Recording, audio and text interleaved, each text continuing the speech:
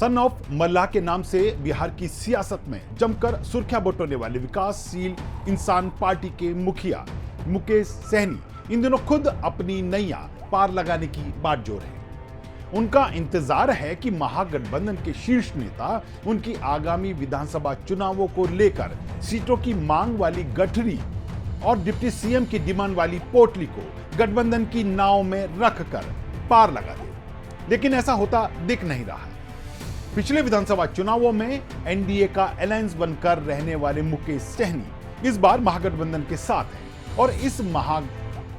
और इस गठबंधन के साथ बने रहने के लिए दो डिमांड किए बैठे। जहां एनडीए में लोजपा प्रमुख चिराग पासवान अपनी सियासी डिमांड से भाजपा जदयू के लिए गले की फांस बन गए हैं, वैसा इस समय मुकेश सहनी के साथ नजर नहीं आ रहा है। हालांकि मुकेश सहनी का दावा है कि तुम मुझे 60 सीटें और डिप्टी सीएम का पद दो, मैं तुम्हें सत्ता दिलाऊंगा। लेकिन हाल के घटनाक्रमों पर नजर डालें तो कांग्रेस और राजद ने अपने तेवरों से साफ कर दिया है कि वह इस समय वीआईपी पार्टी के मुकेश सहनी के अस्तित्व पर ही प्रश्न चिन्ह भी लगा रहे हैं। नमस्कार, आप देख रहे हैं यंग भारत न्यूज और मैं हूं दीपक गौर। आज आपको बिहार की सत्ता की अहम कड़ी कहे जाने वाले विकासशील इंसान पार्टी के मुखिया मुकेश सहनी की सियासी साख पर उठ रहे सवालों से रूबरू करवाऊंगा। आपको बताऊंगा कि कैसे कांग्रेस ने अप्रत्यक्ष रूप से सहनी के अस्तित्व को ही खारिज करने वाली बात कही है। आखिर क्यों कांग्रेस मुकेश सहनी को पसंद नहीं करती है, तेजस्वी का रुख मुकेश सहनी को लेकर क्या है और आगामी सीट बंटवारे के दौरान महागठबंधन की क्या है अब तक की स्ट्रेटेजी। आपको बताऊंगा कि मुकेश सहनी के पास क्या है विकल्प।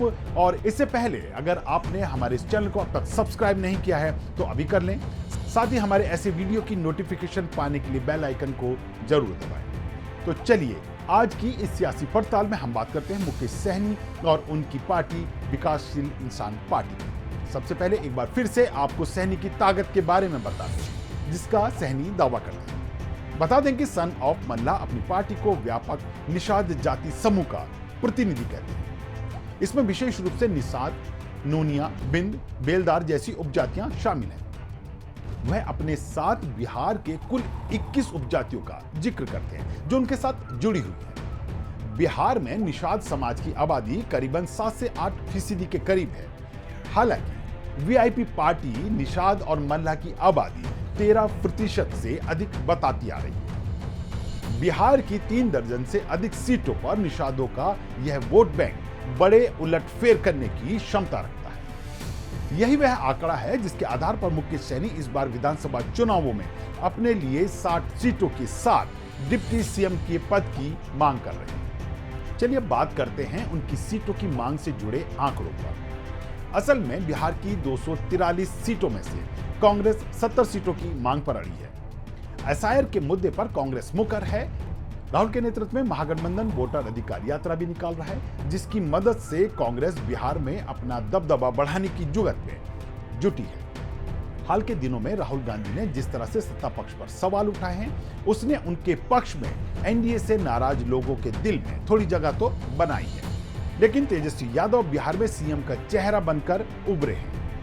ऐसे में राजद करीब 140 से 150 सीटें अपने पास रखना चाहती है। कांग्रेस अपने लिए 70 सीटों की मांग कर रही है। अगर इन सब सीटों को जोड़ लें तो ऐसे में करीब 20 से 25 या 35 सीटों के आसपास जो है वो सीटें बचेंगी, जिसमें से वाम दलों, वीआईपी पार्टी, पशुपति पारस और झारखंड मुक्ति मोर्चा को सीटें देनी। अब अगर सियासी समीकरणों की बात करें तो कांग्रेस अंदर खाने यह मैसेज गठबंधन में पहुंचा चुकी है कि हमें 70 सीटें चाहिए। इसके बाद शेष बची 173 सीटों पर राजद खुद अपने लिए सीटें रखें और बाकी सीटें वाम दलों, वीआईपी, पशुपारस की लोजपा और झारखंड मुक्ति मोर्चा के साथ साझा करके बांट लें। अब मान लें कि कांग्रेस 10 सीटों पर नीचे खिसककर 70 के बजाय 60 सीटों पर मान जाती है और राजद भी 10 सीटें कम करते हुए अपने पास 140 के करीब सीटें रखता है, तो भी वाम दलों, वीआईपी, पशुपति पारस और झारखंड मुक्ति मोर्चा को देने के लिए महज 43 सीटें हैं। इसमें भी अगर समीकरण देखें तो झारखंड मुक्ति मोर्चा को 2 से 3 सीटें मिल सकती हैं, वहीं पशुपति पारस को भी 2 सीटें देकर महागठबंधन में बांधा जा सकता है। इसी क्रम में वाम दलों को 20 से 22 सीटें दी जाएंगी और वीआईपी के हिस्से 16 से 20 के बीच सीटें बनती दिख रही हैं। हालांकि मुकेश सहनी भी इस बात के संकेत दे चुके हैं कि जब महागठबंधन का दायरा बड़ा होगा तो सभी को अपनी सीटें कुछ कुछ छोड़नी होंगी। लेकिन क्या सहनी 16 या 20 सीटों पर मान जाएंगे? इसी क्रम में अब उनकी दूसरी मांग पर भी चर्चा करते हैं, यानी कि डिप्टी सीएम की मांग। अब वोटर अधिकार यात्रा के बाद बदले समीकरणों को समझिए। राहुल गांधी इस यात्रा के जरिए अपनी सीटों की बार्गेनिंग पावर को मजबूत कर रहे हैं। हालांकि तेजस्वी भी राहुल गांधी की सभी भाव भंगिमाओं को समझ रहे हैं, जिसके तहत उन्होंने राहुल गांधी को 2029 के लिए महागठबंधन की ओर से पीएम उम्मीदवार बनाए जाने का ऐलान कर दिया। लेकिन जब पत्रकारों ने राहुल गांधी से पूछा कि क्या वह तेजस्वी को बिहार का सीएम बनाए जाने का ऐलान करेंगे, तो राहुल ने गोलमोल जवाब दिया।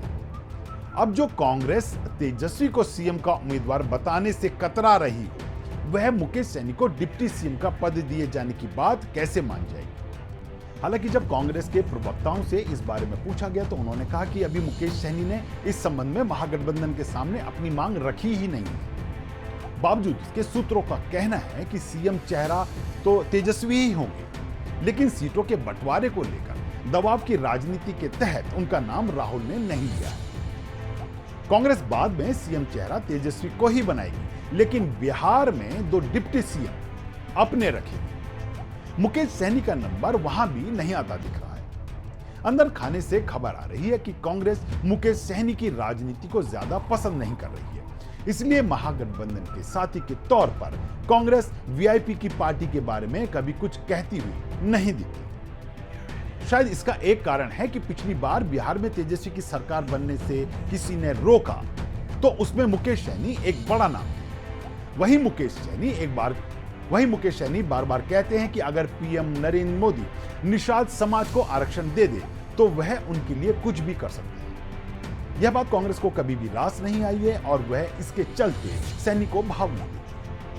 कांग्रेस समेत राजद को यह डर है कि सीटों के बंटवारे के बाद अगर केंद्र सरकार ने निषाद समाज को आरक्षण वाली सहनी की मांग मान ली तो उनकी सारी रणनीति पर पानी फिर जाएगा। क्योंकि पिछले दिनों महागठबंधन की समन्वय समिति की बैठक के दौरान मुकेश सहनी दिल्ली में थे और उस दौरान उनकी भाजपा नेताओं से मुलाकात की खबरें सामने आई थी। ऐसे में उन्हें लेकर महागठबंधन डरा हुआ है। वोटर अधिकार यात्रा में महागठबंधन के घटक दल के रूप में मुकेश सहनी भी राहुल गांधी के साथ गाड़ी में पीछे नजर तो आते हैं, लेकिन उनके चेहरे के भाव उनकी स्थिति के बारे में बता देते हैं। बहरहाल पिछले कुछ महीनों में जो मुकेश सहनी महागठबंधन के लिए मास्टर की कहे जा रहे थे, इस समय उनकी स्थिति पहले जैसी नजर नहीं आ रही है। वह खुद भी इन बातों को महसूस कर रहे हैं। उन्हें खुद ऐसा लग रहा है कि उन्हें महागठबंधन में साइड किया जा रहा है और ऐसा ना हो कि पिछली बार की तरह इस बार भी उन्हें सीटों के नाम पर कुछ सीटें देकर बैठाने की कोशिश हो। ये आशंकाएं लगातार मुकेश सहनी के लिए चिंता का विषय है, जिसके मद्देनजर वह एनडीए के भी संपर्क में बने हुए हैं। जहां महागठबंधन सीटों के बंटवारे की चर्चाओं को अंतिम समय तक ले जाना चाहती है, वहीं सहनी अपनी मांगों पर महागठबंधन का स्टैंड जल्द से जल्द क्लियर करना चाहते हैं ताकि अंतिम समय में वह अटक ना जाए। ऐसे समय में जब ना तो एनडीए में जाने का रास्ता बचे, ना ही अकेले सियासी समर में उतरने का। बहरहाल ये आने वाला वक्त ही बताएगा कि सियासी बिसात बिछाए राजनेता किस समय किससे शय और मात देने की रणनीति बनाकर बैठे हैं। आज की हमारी रिपोर्ट में इतना ही। ऐसे ही बिहार की सियासत पर हमारी खास रिपोर्ट को देखने के लिए जुड़े रहिए हमारे साथ। हम हैं यंग भारत न्यूज, सच के साथ।